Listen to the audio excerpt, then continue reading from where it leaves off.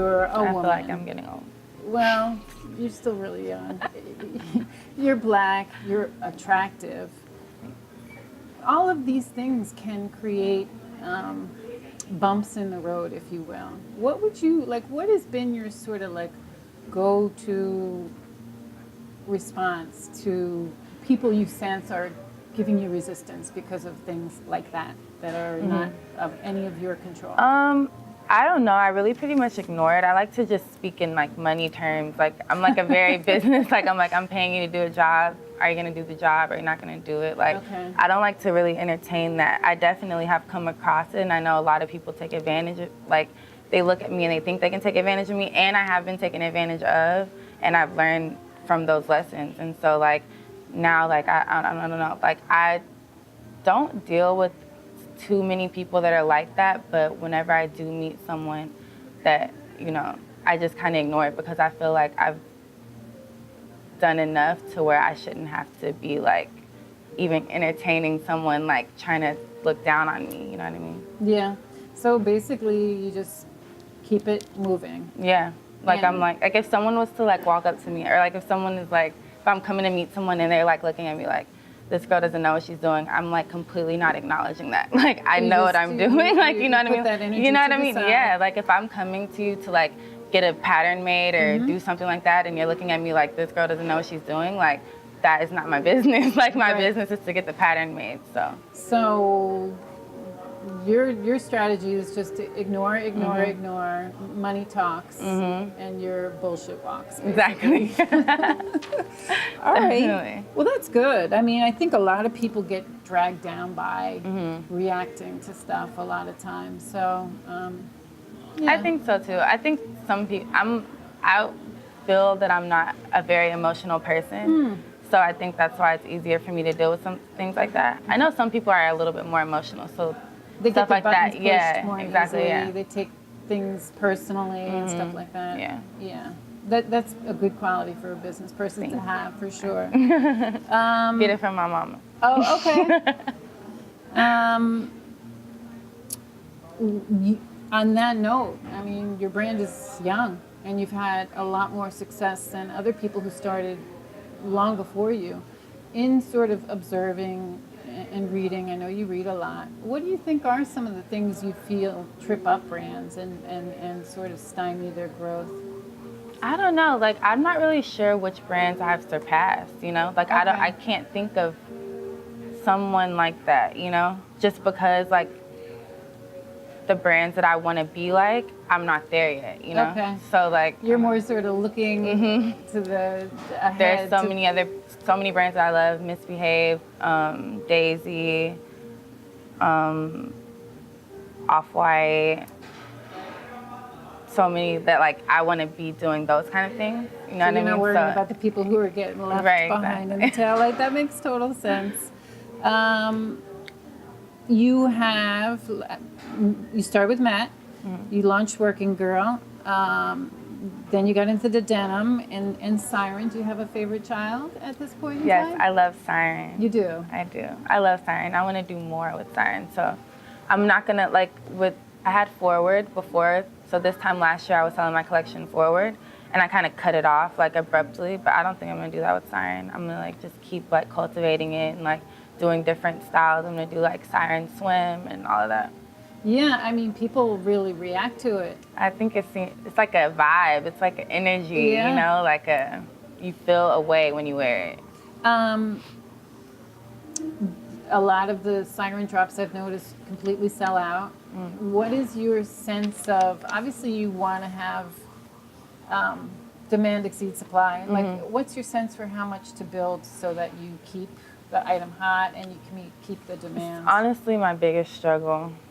Like, because I feel like I'm losing money, you know? And it's like, it's just very hard. But I think that you mean like you'd like to meet the supply because you're missing sales? I'd rather not sell out. I feel like that, even though it kind of looks good, I feel like I'm losing money. And like, sometimes it's too much of a gap to whenever I can like restock it, you know? Sure. And then everyone rips you off and they start selling your designs. And so now Fashion Nova is making money off of a design that sold out for me in a day, but I can't, you know what I mean? Oh, so of course, absolutely. it's like something that I'm trying to like really, really work on. It's to just figure out the right amount. Yeah, like the right thing. I think I have to like trust in myself more and like just order more. Like I'm always like, well, let me wait and see what's gonna be hot. And then the restock. Yeah, exactly. It takes too long. Yeah, I mean, for a young designer, you're full of creativity. Or you're just a creative person, and you live off of that. But you're right. Somebody like a Fashion Nova, they live off of your ideas, and yeah, it's like a hamster wheel in a way. Yeah. You have to constantly stay ahead of them. I know. It's terrible. Yeah. Is there anything you can do about it? Or I don't think so. Yeah. And I try not to focus on it at all because it used to make me so mad. Is there a difference between, you sell online, is there a difference between your West Coast customer, your North, your East Coast? You know, honestly, I was looking at that question earlier and I'm like, clearly not, because I'm about to sell lace bodysuits in February in New York. Okay. And I think it's going to sell out. So I'm like, I don't know. I think it's like, sometimes I think about that. Like, I'm like, the things that I'm making, like, my biggest customer base is in New York and London, and it's cold there a lot. Interesting. London. London, they like me. That's so cool. I like them too. I love London. I'm going back there again this month too to do another pop-up shop. Oh, that's amazing. How did that happen? I've always had followers from London. Like even before I started Matte, when I lived in Texas, I don't know. I honestly, I don't know. I can't be for sure about it, but I love London. Maybe in your Maybe I would life. live there. Yeah. Oh, speaking of living there, you've talked about South Africa. Oh yeah. Is that on the list of? I don't know. As I've traveled, I feel like I gotta really like check it out, and Have you been to South Africa? I've never been. Okay. Yeah. So I don't want. It was a huge dream of mine. Like I used to always talk about it, but then I realized that I'm kind of like a utopian. Like I like create these utopias in my mind and think like, oh, like I can just, if I just get to this point, like everything in life is gonna be perfect. Yeah. And that's not true. Like I've like done different readings on myself and stuff, and like it could be like a downfall for me. So I felt like Cape Town was like starting to be that. Like it was like, oh yeah, like I was like, I'm just gonna like move there. Everything's gonna be perfect. I'm gonna have a huge house. Like I'm just gonna like, like I was really wanting to like sell Matte and like move there. Okay. And like just like. I read that and I was like, is she falling in love with somebody? No, like I just thought it would be amazing. Like I feel like it would be a good place to have kids, but I've never been there. I've just seen pictures and stuff. So like the more I've heard about like just different places, I don't know like if it would be ideal. It might be more of a struggle than I thought. I don't know. I guess I'll just have to see. But for some reason I do feel like a pull in me to go to Cape Town. So maybe I'm just supposed to live there anyway. Well, you have like an adventurous spirit, I think. So I'm not surprised that like you tackle one city and you're like, let me tackle, on to the next. I went to a psychic and she was like, I'm probably gonna live outside the United States like soon, in about 3 to 5 years. Okay. And then she was like, I'll probably own like a nonprofit organization, but like somewhere else out of the country. I was like, and she said she thinks I'm gonna speak 11 languages. I could see that. Wow. You have your finger on the pulse, if you will, of what's going on in terms of influencers. How do you use influencers? I've tried to implement it like lately. Okay. In like the past probably like 3 months, I've tried to take it a little bit more seriously. I don't think it really does a lot for me. I think like to really master that, you have to like, it's like a real science to it. Like Fashion Nova, they've mastered it. Like, you know what I mean? But they're spending a lot of money. They're spending a lot of money, but they're making so much money, Are they? Yes. Okay. They're like the #1 Shopify store under Kylie, I think. Oh, they are? Yeah. All right. They're making a lot. She actually used to work for Fashion Nova. All right. She worked for So the ops. you know. I'm kidding. I'm just kidding. But yeah, no, yeah. So that method works, but it requires a lot of money. It requires a lot of money. And I mean, there's a lot of talk that like the whole concept of like a mega influencer isn't working, like that brands are moving away from that model. I think like No, it's working for a lot of companies, you know, but I think for like a small brand like myself, I just have to be very strategic with it because a lot of it can just be very wasteful. And so, because we do so many pulls, like we do so many pulls, and like it's rare that like it'll actually come out.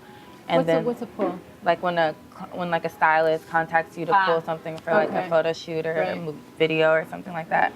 And I think it's cool, like even like when Janae Aiko actually just wore it in like one of her videos, and like that's amazing. Cool, but like I wonder like how many people are really looking at that, like I'm gonna go and buy those pants because she wore it. I think it's just kind of more of like a status thing. Yeah. But well, no, I mean that's a whole nother conversation about who can actually make people go and buy. Drive a sale. Like Rihanna. If Rihanna wore anything, it's selling out. Yes. Like, you know, like, period. But, you know, at the same time, I know somebody from Married to the Mob, and she was saying how, thank you, Samia. She was, you know, Rihanna wore her baseball cap, her Supreme Bitch cap. And she's like, yes, you'll sell out, but it doesn't change your business. Yeah.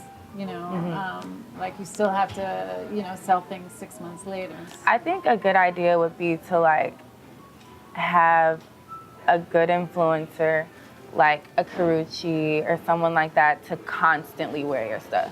To like have them on like some kind of situation where they promote it, they tag it, like a paid whatever. You know what I mean? I think that would be like a very effective way. As opposed to somebody wearing it in a video shoot and they're not even mentioning it. Right, exactly. Yeah, no, that's a good point.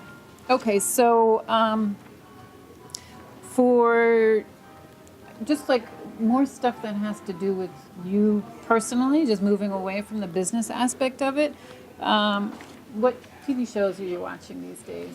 Now that you have a little more time, you're not going to the post office. I know, spending too much time. Honestly, literally, I watched every single thing on Netflix, everything. All right. There's nothing I haven't watched on Netflix. Are you like a documentary person, a series person? I like really good TV shows.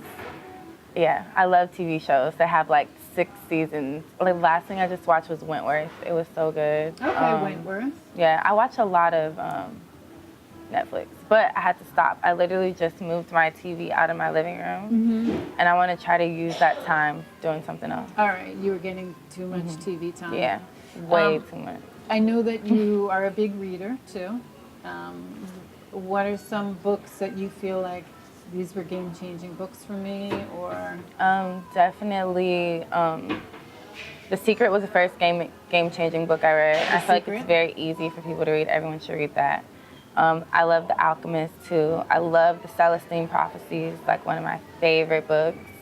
So pretty mystical stuff. I love mystical things. Yeah. And then also The Kybalion is a very, very, very good book. It's short. It's free to download on your phone. Everyone should read it. The Kybalion. Yeah, Kybalion.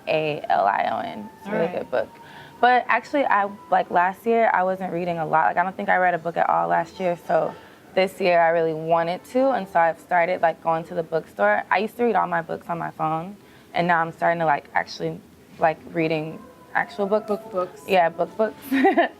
But I've been reading fiction lately, which is funny. But even the Kybalion, or no, not the Kybalion, Celestine Prophecy and The Alchemist are fiction, but more spiritual fiction. This is just like a fiction story that I'm reading, but I'm like obsessed with it. Like I've read like, the books are like this thick, and I've read like 3 of them in like 3 weeks.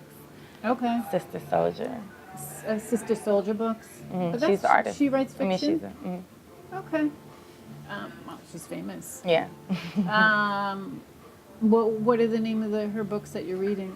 I read The Coldest Winter Ever when I was super young. So then when I went in the bookstore the other day and I saw her books, I started reading the Midnight series, and so I'm on the 3rd one now. All right. Very cool. I'll have to link to those. They're really good. Like, the way she writes, I love it. It actually inspired me to try to write. All right. That's anybody that their writing can inspire you to do something has an amazing talent, for definitely. sure. All right, so listen, we know the show was one of your goals for 2018. Is there any other thing that you have your eye on accomplishing in the coming year? Yeah, I want like this pop-up shop to me is like setting the foundation, and like it's gonna be like the best one. So then like now it can only get better. So I just want to be able to, like I'm doing it here. I'm gonna do it in London, my top cities, and then I want to take it everywhere. You know. All right. So like a travel. Yeah, exactly. I want to do a lot of pop-up shops, and way more retailers. Like I want to see Matt in a store. I want to walk into the store and see it there. Preferably opening ceremony, Dover Street Market, something like that. All right, well, we are speaking that into existence. Yes, for sure. Thank you so much.